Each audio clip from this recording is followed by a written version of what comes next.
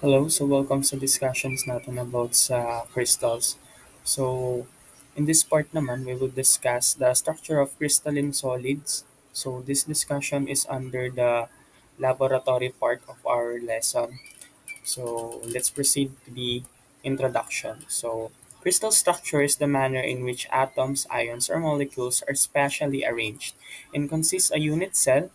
Nabanggit naman na natin to last time sa lecture part or tinatawag natin na smallest group of atoms possessing the symmetry of the crystals which when repeated in all directions will develop the crystal lattice. So the collection of points forms a regular pattern called the crystal lattice. So, yung isang unit cell daw, kapag daw sila ay nabuo, magpo-form daw yun na tinatawag natin na crystal lattice. So, again, yung unit cell is portion lang yan ng isang crystal lattice. So, meron tayong types of unit cells.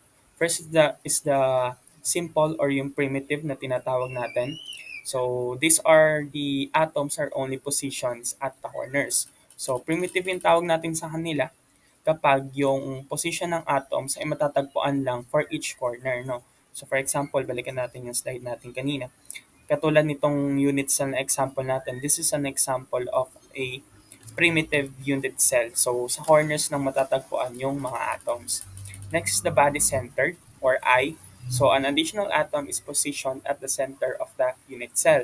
So, just like the primitive one, so katulad lang din to ng primitive, ang pinakaiba lang is meron tong isang atom na naka-place sa gitna. So, later on, may mga examples tayo para mas ma-visualize nyo kung ano yung mga itsura nila. And then for the face-centered or F, so atoms are positions at the corners as well as the faces of the unit cell. So each face naman ng cube natin is meron naman tong mga atoms na naka-place. No? So yung sa may body-centered sa gitna and then for the face-centered sa bawat mukha or bawat side talaga nung mismong unit cell. And then for the base-centered, atoms are positions at the corners as well as at the two opposite faces of the cube. So usually at the top and the bottom faces lang naman to. So yung most common natin na types of unit cells, we only have three, which is the primitive, body-centered, and then yung face-centered. So this is an example of a simple cubic or yung tinatawag natin na primitive cubic unit cell. So in a simple cubic unit cell, atoms or ions are positioned at the corners of a cube. So with one atom at each corner, the particles touch along the cube edges but they do not touch diagonally along the cube faces or through its center. So, ito yung example natin. Kung para mas madali nyo siya ma-visualize, tingnan natin yung first figure. So, ito yung example natin ng primitive unit cell. So, kung makikita nyo, yung isang unit cell, hindi niya nasasakop yung isang buong sphere. Now, so sa may part lang ng sphere na yan, meron lang portion na nasasakop dyan, which is 1/8 ng mismong sphere. And then, ito naman yung itsura niya kapag siya ay nasa crystal lattice, yung nasa second figure. And then, para mas ma-visualize nyo, yung sinasabi ko kanina, na hindi buong sphere yung nakukuha ng isang simple cubic or primitive cubic is yung pangatlong figure yung tingnan natin. So dito sa may pangatlong figure, kung makikita nyo, di ba, parang nahati na yung sphere or yung circle na meron tayo dito. So this portion is just 1/8 lang siya ng portion. So para mas ma-visualize natin, so ano natin yan, screenshot natin and then i-paste natin dito sa paint para mas ma-visualize nyo yung itsura niya. So yung sinasabi ko kanina na 1/8 lang ng portion ng sphere yung nakukuha is etong part lang na to.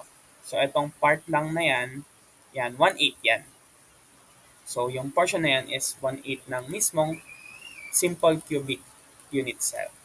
So balik tayo sa may PowerPoint presentation natin. So for the body-centered cubic or yung tinatawag natin na BCC, so in a body-centered cubic unit cell, atoms or ions are positioned at the corners of a cube as well at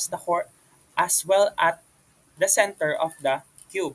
So katulad lang din ng simple cubic natin, again, so each of the spheres na meron tayo dun sa may sa corners, so ang sinasakop lang niya ay 1/8 and then meron tayong one hole doon sa gitna.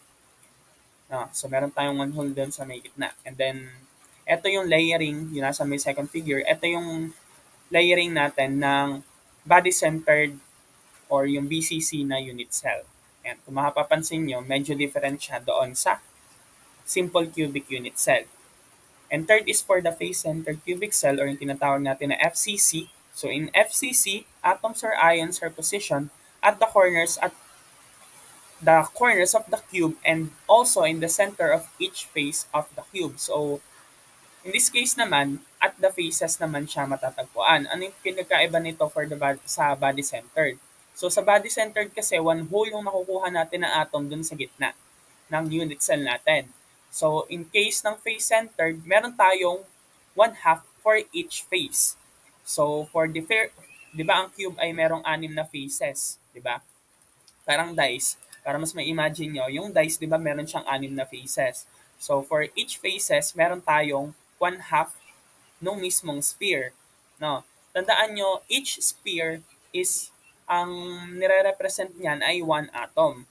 No? So, meaning, for the simple cubic, meron tayong 1/8. So, kung meron tayong 1/8 atoms, so for each cubic cell, or sorry, for each unit cell, meron tayong 1/8. And then, ilan yung corners na meron tayo? Di ba meron tayong 1, 2, 3, 4 sa taas, and then 1, 2, 3, 4 sa baba. So, meaning, meron tayong 8. So, 1/8 times 8 is 1. So, meaning, in one unit cell, meron tayong 1 atom. And then, for the body-centered cubic unit cell naman, or BCC, we have 1 sa gitna. So, meaning, meron na tayong isa.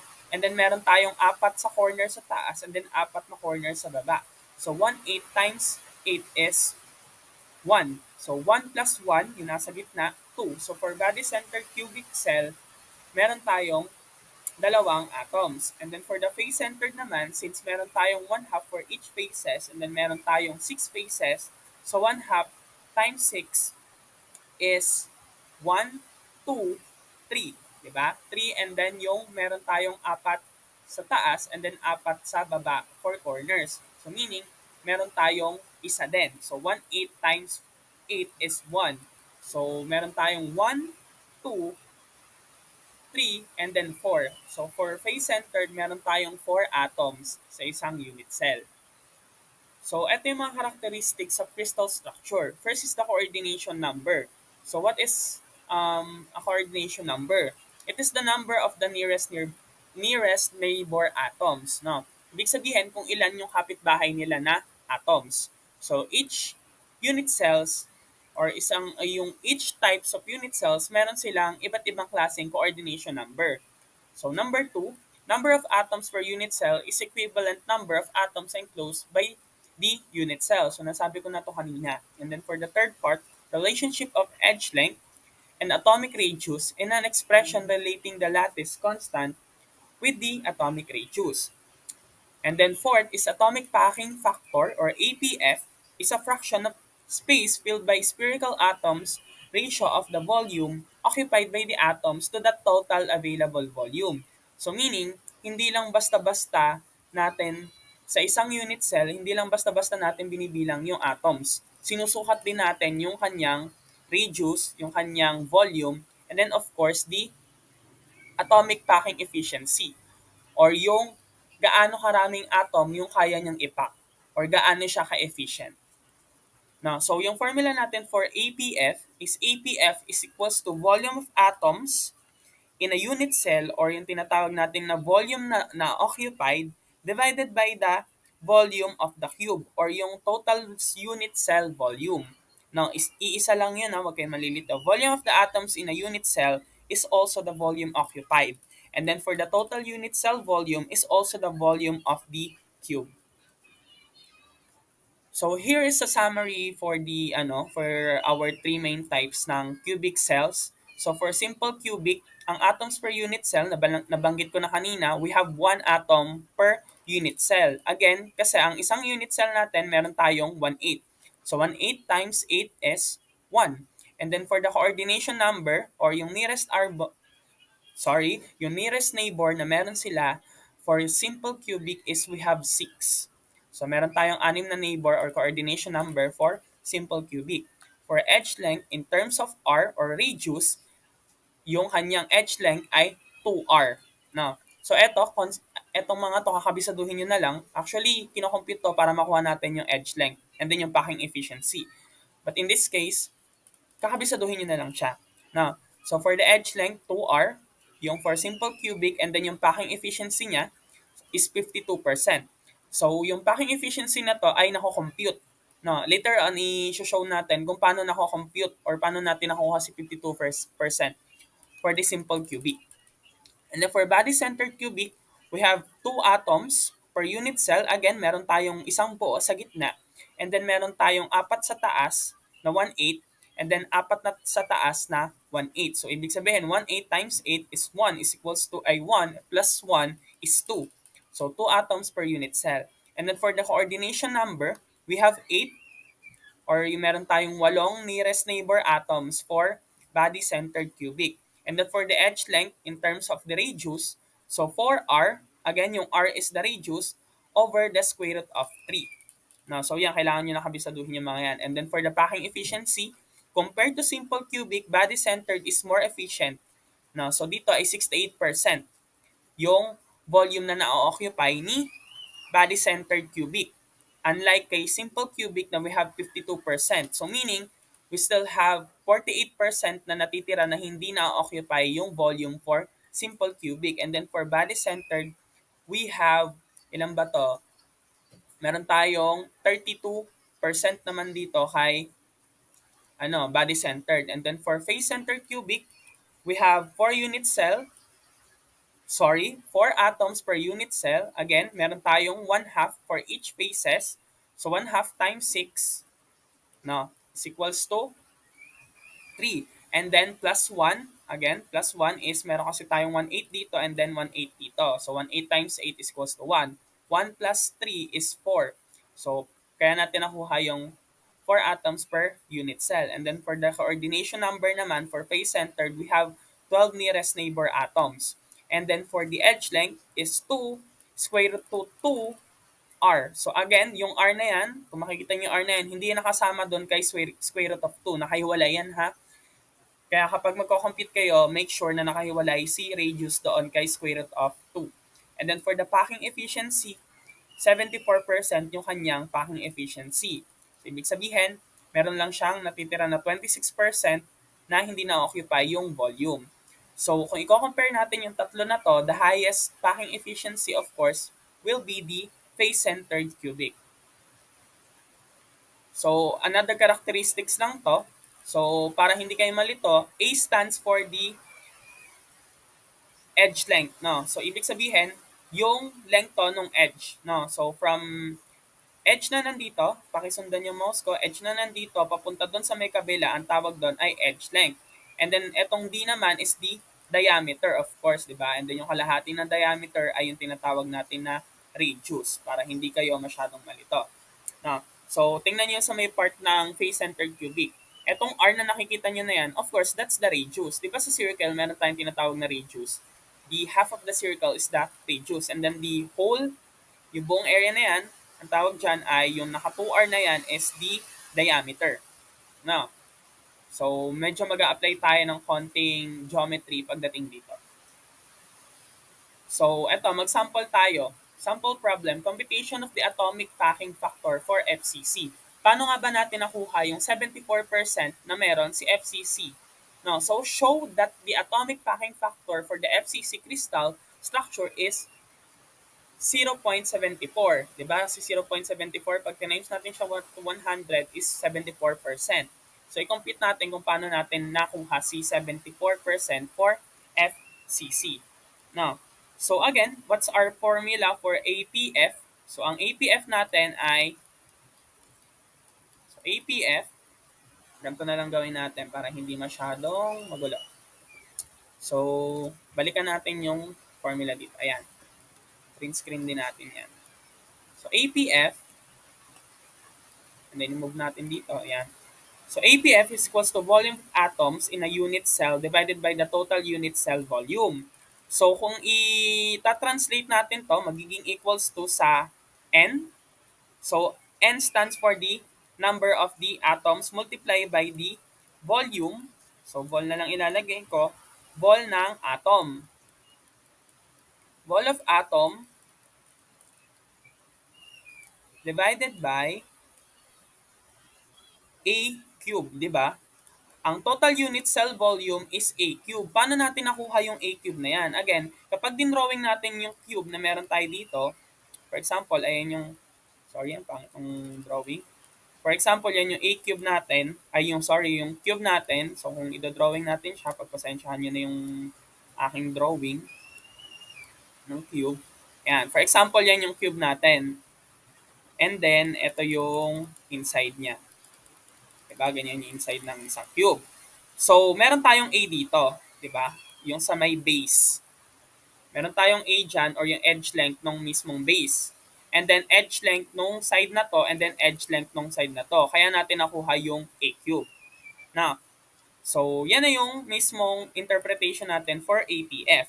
Now, ano yung next na gagawin natin? I-convert na natin to syempre into their respective equivalent. So, N, so multiply by N times, ano ba yung volume of the atom?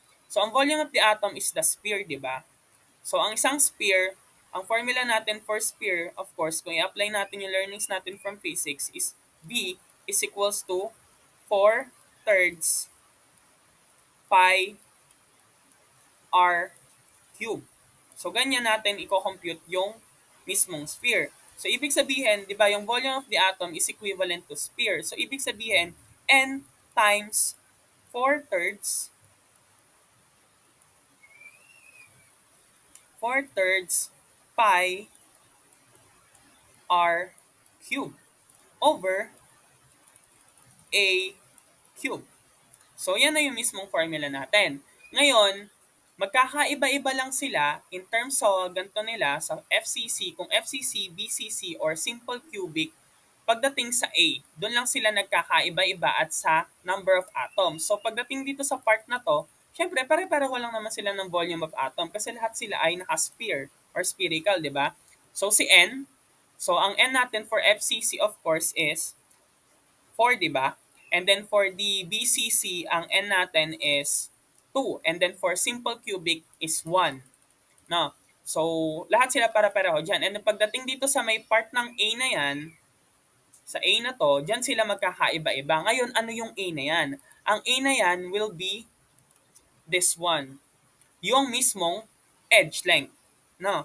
So, A is the edge length. Di ba nabanggit na natin kanina yung A ay yung edge length? So, ito, di ba? Ito yung A. Ayan, yung binibilugan ko na yan. Yun yung A kasi yan yung edge length na meron tayo. Yung length ng mismong edge. Di ba? So, again, for simple cubic, the edge length will be 2r. For the body centered, we have 4r over square root of 3. And then for face centered or FCC, we had 2 square root of 2 multiplied by the r. So, meaning, since FCC yung hinahanap natin dito, papalitan natin si A cube ng 2 square root of 2r. So again, magiging ganito na yung magiging formula natin. N times 4 thirds pi r cube over, open and close parenthesis, kasi A lang naman siya. So 2 square root of, yan. Square root of 2 and then r cube. So, magiging ganun siya. And then, syempre, ko-compute natin to, kailangan natin mapalabas sa 0.74. So, para mapalabas natin yan, again, FCC siya, so meron siyang 4. Yung N niya is equals to 4 times 4 thirds multiply by pi, which is 3.14, di ba? Ang pi is 3.14. And then R cube divided by, so ito, kailangan na natin siyang paghiwalin. Pwede ang gawin natin dyan is 2 square root of 2 and then i-cube natin tong part na to and then yung r cube. Bakit natin inilabas si r cube? Kasi to cancel out the r cube, of course. Diba? Para ma-cancel out natin siya. So, cancel out na natin to and then cancel na natin to. So, 4 times 4 times 4 thirds times 3.14 is 16.74. Sorry, ang pangit ng sulat. 16.74 divided by, so Eto, pwedeng irekta nyo na lang yan sa calculator, pero in this case, ini-step by step ko siya para medyo masundan nyo siya. So, ayan, 16 square root of 2 equals to, kapag yung kinompute nyo is ang makukuha nyo ay 0.74. Diba? So yun, nakuha na natin si atomic packing factor. Paano naman kapag efficiency yung hinahanap? E de ita times lang natin siya sa 100 to get the 74%. So that's how you will calculate the atomic packing factor. Paano natin siya na palabas? Or paano natin nasabi na 74% yung packing efficiency na meron si FCC. So i-try nyo rin siya for simple cubic and then for BCC. Again, ang pinagkaiba-iba lang nila is yung mismong n at yung a cube, no? So kapag BCC ang gagamitin nyo, papalitan nyo lang yung a. So ang a na gagamitin natin for BCC is yung 4r over square root of 3. And then for the simple cubic naman is 2r. No? So ganun lang. Try nyo lang din para ma-practice kayo. So next is the density calculation. So the density computation, kadalasan kasi for a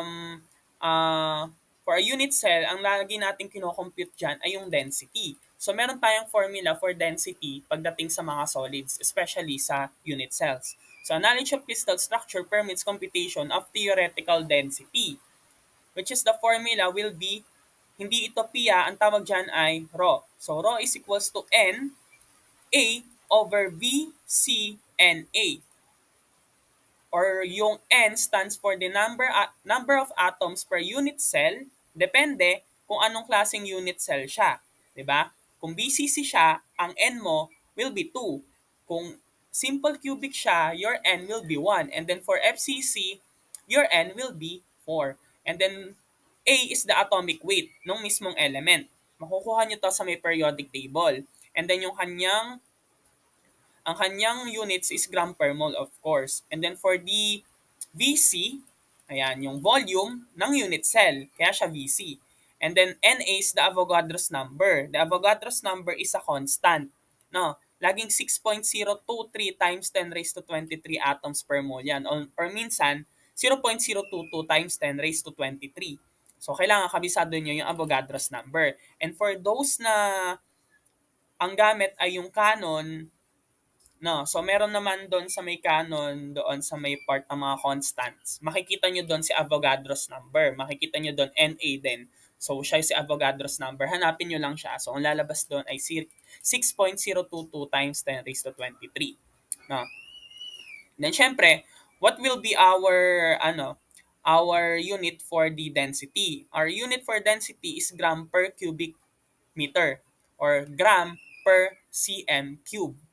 So yun yung magiging magiging units natin.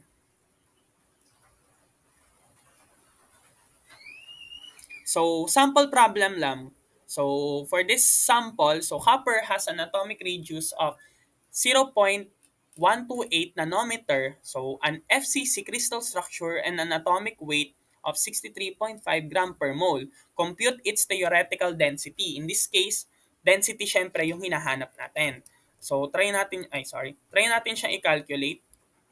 Dali natin siya doon sa paint. So, ito yung problem natin. Again, para hindi kayo masyadong maligaw, isulat nyo muna yung mga given. Diba? So, ang mga given natin ay yung mismong radius. And then, syempre, sinabi na FCC crystal structure siya. That's a hint. And then, yung atomic weight, given then, which is 63.5 gram per mole. Unahin na natin si radius. So, ang radius natin is equals to 0.128 nanometer. Diba? Again, ang kailangan natin mapalabas na density ay dapat naka-cm cube. So meaning, kailangan natin i-convert si nanometer into centimeter. Diba? So bago natin isulat yung ibang given, i-convert muna natin si nanometer into centimeter. So dapat ito kabisado nyo rin yung mga conversion of units. Mga engineering naman kayo, so baka Kabisado nyo naman, no? So again, for 1 centimeter, sa 1 centimeter, meron tayong 1 times 10 raised to negative, sorry, hindi negative, meron 1 times 10 raised to 7 nanometer. Yan. Sa 1 centimeter daw, meron tayong 1 times 10 raised to 7 nanometer. So, kapag kinompute nyo na yan, ang mapapalabas nyo is 1.28 times 10 raised to negative 8 centimeter. So, nakuha na natin si cm. Kailangan natin maging cm cube yan. No? Pero later on na natin paproblemahin kung paano siya magiging cm cube. Kasi radius ang given, di ba? Ang cm cube is, ano siya, volume yun, di ba? So, kailangan natin siya ma-convert into volume later on. No? So, nakuha na natin yung radius.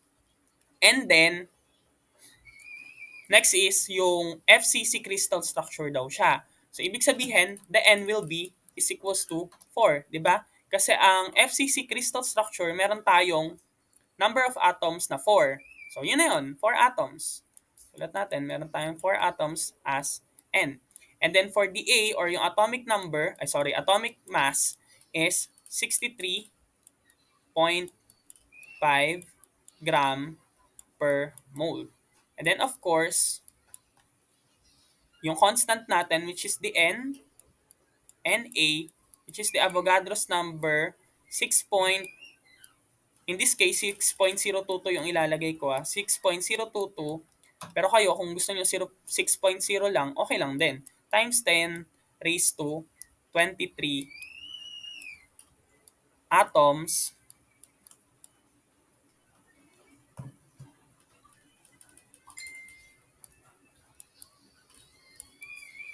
per mole. So, yan yung kanyang unit. So, ano na yung next step natin? So, eto na yung mga given natin, di ba? So, again, yung formula natin is rho is equals to N A over VC N A. No. So, ang hindi natin given dito ay si volume. Paano natin mapapalabas si volume? Gagamitin natin, of course, yung si radius, di ba? So, again, volume is equals to A cube. No. Again, volume is equals to A cube. Paano natin ulit nasabi na A cube siya, di ba? Again, kung titingnan natin ulit yung box natin, nasabi ko na kanina, box tuloy, yung mismong cube natin, yung base natin ay A, and then yung edge length natin ay A at A. So, ibig sabihin, yung total volume is equals to A cube. Diba? Ngayon, paano naman natin makukuha si A cube using the radius? Gamitin natin yung mismong nandito. Diba? Ito, yung edge length. Diba? Para makuha natin si edge length, gagamitin natin yung mga radius. Diba? Si edge length ay si A. No? In this case, ang gamit natin ay face-centered cubic. So, ibig sabihin, ang gagamitin natin is si 2 square root of 2r. No? So, si a cube daw is equals to, wait lang, 2 is equals to, 2 square root of 2r. And then, ano na nga yung r natin? Ang r natin is 1.28 times 10 raised to negative 8 cm. So, lalagay na natin siya dito. And then, i-open close parenthesis pala natin siya. Lagyan natin siya ng cube para maging equal siya dito sa edge length, di ba? So, yan. So, 2 square root of 2 multiply by 1.28 times 10 raised to negative 8 centimeter. Yan. Open and close parenthesis. Ngayon, ang una muna natin i-compute yung nasa loob. Later on na natin problemahin tong cube na yan. So, dito, makukuha natin 2 square root of 2 times 1.28 times 10 raised to negative 8 centimeter. Again, etong dalawa na to ay magkahiwalay hindi nakadugtong. So, kung ilalagay nyo siya sa calculator, i-input nyo, pindutin nyo yung navigation para mahiwalay si square root doon kay 2. No? Para iwas tayo sa mga error sa computations. So, ang lalabas sa sagot dyan will be 4.045 times 10 raised to negative 8 cm, and then yung cube. Ay, sorry. Mali yung na-input natin sa CalQ. Ang lalabas sa sagot will be 3.62, sorry, 3.62 times 10 raised to negative 8 cm. And then, ilagay na natin si cube. No? So, pwede na natin ngayon ilagay yan dito sa may formula. Kung gusto nyo, kunin nyo muna yung naka-cube nito or pwedeng irekta nyo na dito yan sa may formula. It's up to you kung paano yung magiging way nyo as long as natama yung sagot na makukuha nyo. So, para makuha na natin si density, so 4 atoms.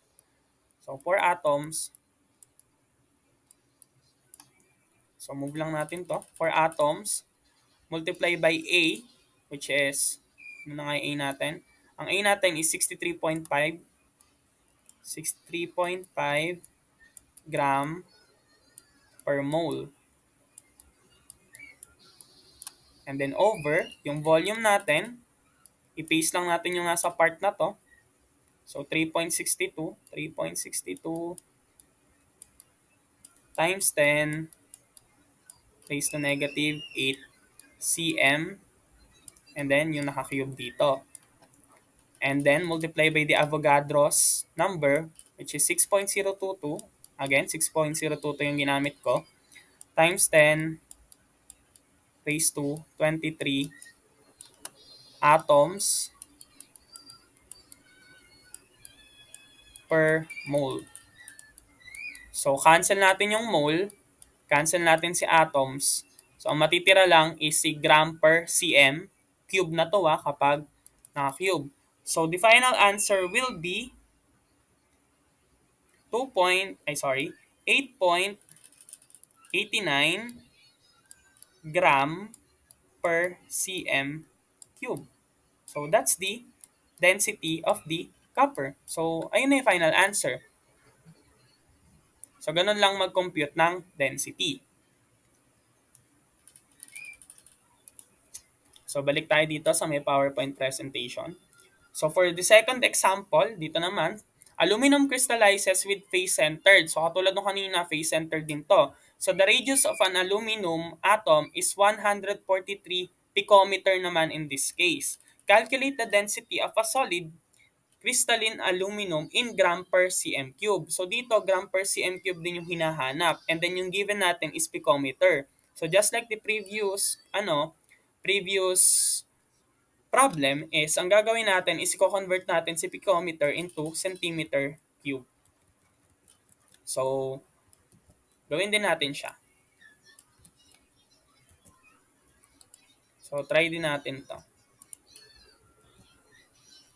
So, again, yung technique will be, basahin mabuti syempre muna yung tanong. So, katulad nung kanina, ito ay face-centered cubic unit cell. So, automatically, your N will be is equals to 4 atoms. Hindi ko na ilalagay atoms ha. So, N is equals to 4. So, the radius of an aluminum atom is 143 picometer. So, R is equals to 143 pm. So, yung 143 pm na to, kailangan natin siya i-convert into centimeter. So, kapag kinonvert natin siya into centimeter, so 1 picometer, sorry, so 1 centimeter, ilang picometer ang meron tayo sa 1 cm? Meron tayong 1 times 10 raised to 10 picometer. So, cancel natin to get the centimeter value. So, meron tayong 1.43 times 10 raised to negative 8 centimeter. Ayan. So, nakuha na rin natin si radius. And then, sabi, aluminum daw. So, kung aluminum, A will be, tingnan nyo sa periodic table, 26.98 gram per mole. Diba? And then, ano pa yung mga given? Siyempre, the constant or the Avogadro's. Again, the Avogadro's will be 6.022 times 10 raised to 23 atoms over moles. Yan. So, lagyan na nga rin natin atoms dito. Meron tayong, yan. So, ano yung next step natin? So, katulad ng ginawa natin kanina, since radius yung given, gagawin natin si radius na volume, di ba? So, dito naman, sige, try natin siyang irekta ng buo sa mismong, sa mismong formula. Again, di ba, ang volume natin is equals to A cube or yung edge length na ka-cube. And then, again, yung A natin will be FCC siya. So, kung FCC siya, magiging 2 square root of 2 and then yung R natin or yung radius. Ngayon, i-input na natin siya sa may formula. So, in this case naman, irerekta natin to sa formula. Kanina, inisa-isa natin. So, depende naman yun sa inyo kung saan kayo mas madadalian. Pero in this case, ang gagawin natin, irerekta natin silang lahat. No, dito sa may mismong formula. Huwag kayo malilito yun din naman yung sagot na makukuha nyo. Kaya i-step by step nyo siya. So, ang N natin will be 4. Hindi ko na ilalagay yung mga units. So, 4 and then yung A natin is 26.98. Yan. Divided by, haba-haba ito. So, divided by yung mismong volume natin. So, kung sa may volume, ang mangyayari dyan is, eto na yun. Diba?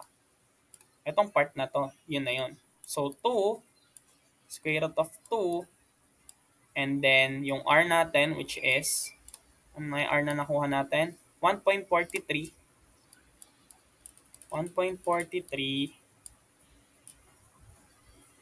times 10 raised to negative 8. Naka-cm siya. So, lagay natin dito, cube. Huwag niyong kakalimutan yung cube dyan kasi ito yun, di ba? Equal siya sa may volume. Then, multiply by 6.022 times 10 raised to 23. So, kung i-input niyo sa calculator, the answer will be 2.71 times 10 raised to, 2.71 lang pala. 2.71 gram per cm cube. So, that's the final answer. So, ganun lang siya i-compute. Pwede nyo i-recta, pwede nyo i-isa-isa. So, it depends on nyo kung saan kayo mas madadalian. No? So, ganun lang siya i-compute yung density ng isang unit cell. And then, for the third problem, ayan. So, eto, gawin nyo na lang din tong practice.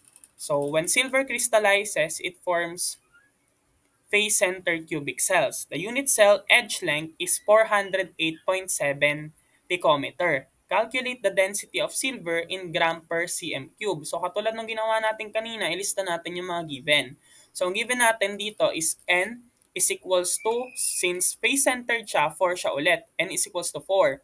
And then ang given natin this time is yung edge length na mismo or yung A. Diba? Ang kailangan natin is volume.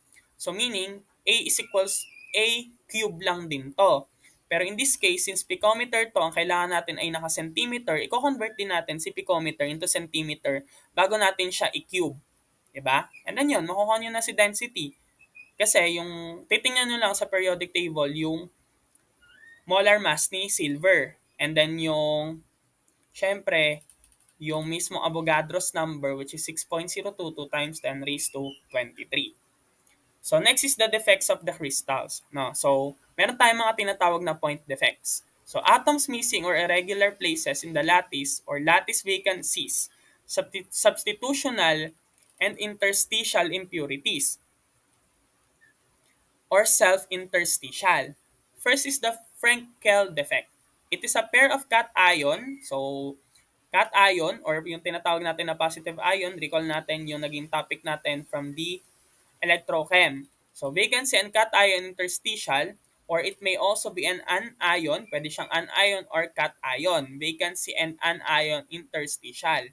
No? Kung titingnan natin dito sa may Frenkel defect, ayan, yung natin, supposedly ang nandito ay cation, di ba? Bigla siyang nalipat doon sa may kabila. Diba? So, katulad lang din siya ng example natin for the lecture part. Diba? So, lumipat lang siya. And then for the Schottky defect, so pair naman ng anion and cation yung nawawala. So for Frenkel, meron tayong isa lang, and then for Schottky, meron tayong dalawa or isang pair na ng anion and then ng cation. So madali lang naman siyang i-distinguish. So sa defects of crystals, meron tayong tinatawag na linear defects or group of atoms in irregular positions. So, yung mga dislocation, ayan, syempre, yung linear effect, yun na yun, linear defect, sorry. And then for the planar defect, the interfaces between homogeneous regions of the material or grain or stacking faults external surfaces. So, yun naman yung kinaibahan ni planar defects. So, hanggang doon lang naman yung discussions natin for the laboratory part ng crystals. So, for your assignment, so ito yung assignment na ipapasa nyo next week din. So, ito, compute nyo lang. For number 1, show that the atomic packing factor for the BCC crystal structure is 0.68. So, halos gagayahin nyo lang din yung ginawa ko kanina. Pero in this case, BCC naman yung hinahanap. So, kapag BCC, ang mababago lang ay si N, di ba? And then si A or si edge length. And then for number 2, aluminum has a density of 2.699 gram per cubic meter. So, and the atoms are packed in face-centered cubic crystal lattice. So, what is the radius of an aluminum atom in picometer? So, ito naman, si radius yung hinahanap. So, ibig sabihin, lalaruin nyo lang yung mismong formula. Diba? Laruin nyo lang yung formula para makuha nyo si radius. So, itry nyo siya ng itry and then i-practice nyo siya ng i-practice.